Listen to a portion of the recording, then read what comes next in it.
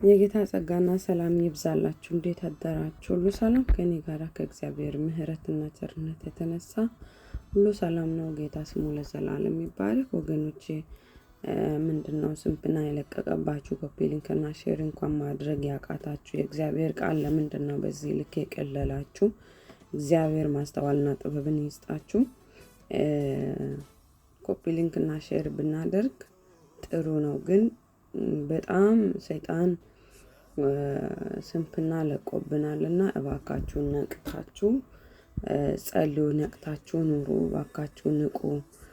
አዜምና ድንዛዜ የለቀቀባችሁ እሱ ማን ነው እንደዚህ ይላል ጳውሎስና ምንድነው? ምን ሆናችኋል? ሼርና ኮፒ ሊንክ አድርጉ ስላችሁ ለምንድነው ሼርና ኮፒ ሊንክ ማታደርጉት? እሺ፣ በጌታ እርዳታ የሐዋርያት ሥራ ምዕራፍ 7 ላይ ደርሰናል። ጌታ ስሙ ለዘላለም ይባረክ። በክርስቶስ ኢየሱስ ስም አነባዋለሁ።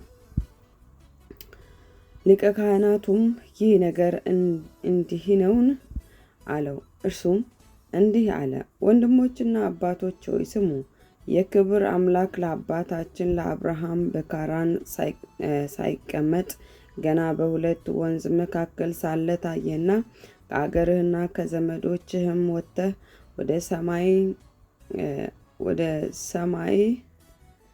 ወደ ማሳይህ ወደ ማንኛውም ምድር ና አለው። በዚያን ጊዜ ከካላዳውያን አገር ወጥቶ በካራን ተቀመጠ። ከዚያም አባቱ ከሞተ በኋላ እናንተ ዛሬ ወደምትኖሩበት ወደዚች አገር አወጣው። በዚችም የእግር ጫማ እንኳ የሚያህል ርስት አልሰጠውም። ነገር ግን ልጅ ሳይኖረው ለእርሱ ከእርሱም በኋላ ለዘሩ ርስት አድርጎ ይሰጥ ዘንድ ተስፋ ሰጠው። እግዚአብሔርም ዘሩ በሌላ አገር መጻተኞች እንዲሆኑ 400 ዓመትም ባሪያዎች እንዲያደርጓቸው እንዲያስጨንቋቸውም እንዲህ ተናገረ። ደግሞም እግዚአብሔር እንደ ባሪያዎች በሚገዟቸው ሕዝብ ላይ እኔ እፈርድባቸዋለሁ። ከዚህም በኋላ ይወጣሉ፣ በዚህም ስፍራ ያመልኩኛል አለ። የመገረዝንም ክዳን ሰጠው። እንዲሁ ይስሐቅን ወለደ። በ8ኛውም ቀን ገረዘው። ይስሐቅም ያዕቆብን፣ ያዕቆብም 12ቱን የአባቶችም አለቆች በዮሴፍ ቀንተው ወደ ግብፅ ሸጡት። እግዚአብሔርም ከእርሱ ጋር ነበር፣ ከመከራውም ሁሉ አወጣው። በግብፅ ንጉሥ በፈርዖንም ፊት ሞገስንና ጥበብን ሰጠው። በግብፅና በቤቱ ሁሉ ላይ ብትወድድ አድርጎ ሾመው። በግብፅና በከነዓን አገር ሁሉ ራብና ብዙ ጭንቅ መጣ። አባቶቻችንም ምግብን አላገኙም። ያዕቆብም በግብፅ እህል መኖሩን በሰማ ጊዜ በመጀመሪያ አባቶቻችን ሰደዳቸው። በሁለተኛውም ዮሴፍ ለወንድሞቹ ታወቀ። የዮሴፍም ትውልድ በፈርዖን ዘንድ ተገለጠ። ዮሴፍም አባቱን ያዕቆብንና 75 ነፍስ የነበረው ቤተ ዘመድ ሁሉ ልኮ አስጠራ። ያዕቆብም ወደ ግብፅ ወረደ፣ እርሱም ሞተ።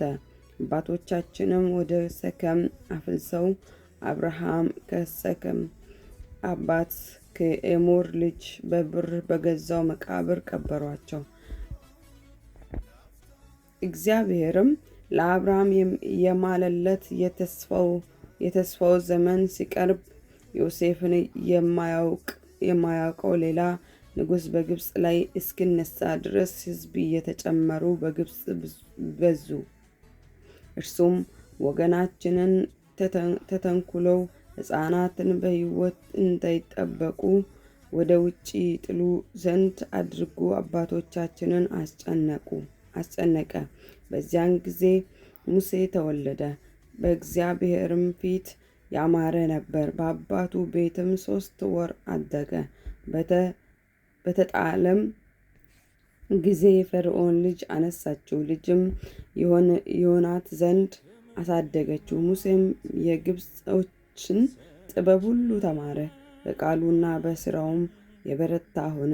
ነገር ግን 40 ዓመት ሲሞላው ወንድሞቹን የእስራኤልን ልጆች ይጎበኝ ዘንድ በልቡ አሰበ። አንዱም ሲበድል አይቶ ረዳው። የግብፅን ሰውም መትቶ ለተገፋው ተበቀለ። ወንድሞቹም እግዚአብሔር በእጁ መዳንን እንደሰጣቸው የሚያስተውል ይመስለው ነበር። እነርሱ ግን አላስተዋሉም። በማግስቱም እርስ በርሳቸው ሲጣሉ አገኛቸው። ሊያስታርቃቸውም ወዶ ሰዎች ሆይ እናንተ ወንድማማች ናችሁ፣ ስለምን እርስ በርሳችሁ ትበዳደላላችሁ? አላቸው። ያም ባልንጀራውን የሚበድል ግን አንተን በእኛ ላይ ሹምና ፈራጅ እንድትሆን የሾመህ ማን ነው? ወይስ ትናንትና የግብፅን ሰው እንደገደልኸው ልትገለኝ ትወዳለህን? ብሎ ገፋው። ሙሴም ከዚህ ነገር የተነሳ ሸሽቶ በሚዲያም አገር መጻተኛ ሆኖ ኖረ። በዚያም ሁለት ልጆች ወለደ። 40 ዓመትም ሲሞላ የጌታ መልአክ በሲና ተራራ ምድረ በዳ በቁጥቋጦ መካከል በእሳት ነበልባል ታየው። ሙሴም አይቶ ባየው ተደነቀ። ልመለከት ሲቀር የጌታ ቃል እኔ የአባቶች አምላክ የአብርሃም አምላክ የይስሐቅ አምላክ የያዕቆብ አምላክ ነኝ ብሎ ወደ እርሱ መጣ። ሙሴም ተንቀጥቅጦ ሊመለከት አልደፈረም። ጌታም የቆምህበት ስፍራ የተቀደሰች ምድር ናትና የእግርን ጫማ አውልቅ፣ በግብፅ ያሉትን የሕዝቤን መከራ ፈጽሜ አይቼ መቃተታቸውንም ሰምቼ ላድናቸው ወረድኩ። አሁንም ና ወደ ግብፅ እልክሃለሁ አለው። ሹምና ፈራጅ እንድትሆን የሾመህ ማን ነው? ብሎ የካዱትን ይህን ሙሴን በቁጥቋጦ በታየው በመልአኩ እጅ እግዚአብሔር ሹምና ቤዛ አድርጎ ላከው። ይህ ሰው በግብፅ ምድርና በኤርትራ ባህር በምድረ በዳም 40 ዓመት ድንቅና ምልክት እያደረገ አወጣቸው። ይህ ሰው ለእስራኤል ልጆች እግዚአብሔር ከወንድሞቹ እንደ እኔ ያለ ነቢይ ያስነሳላቸዋል፣ እርሱን ስሙት ያላቸው ሙሴ ነው። ይህ ሰው በሲና ተራራ ከተናገረው መልአክና ከአባቶቻችን ጋር በምድረ በዳ በማኅበር ውስጥ የነበረው ነው። ይሰጠንም ዘንድ ሕይወት ያላቸውን ቃል ተቀበል። እርሱም አባቶቻችን ሊታዘዙት አልወደዱም፣ ነገር ግን ገፉት። በልባቸውም ወደ ግብፅ ተመለሱ።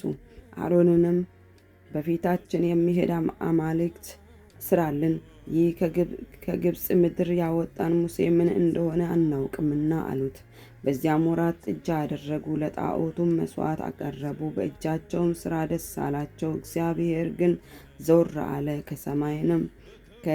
የሰማይንም ጭፍራ ያመልኩ ዘንድ አሳልፎ ሰጣቸው። በነቢያትም መጽሐፍ እናንተ የእስራኤል ቤት 40 ዓመት በምድረ በዳ የታረደውን ከብትና መስዋዕትን አቀረባችሁልኝን?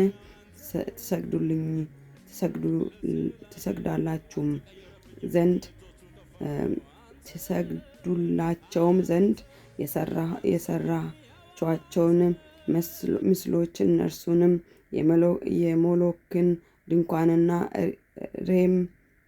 ሬምፌም የሚሉትን የአምላካችሁን ኮከብ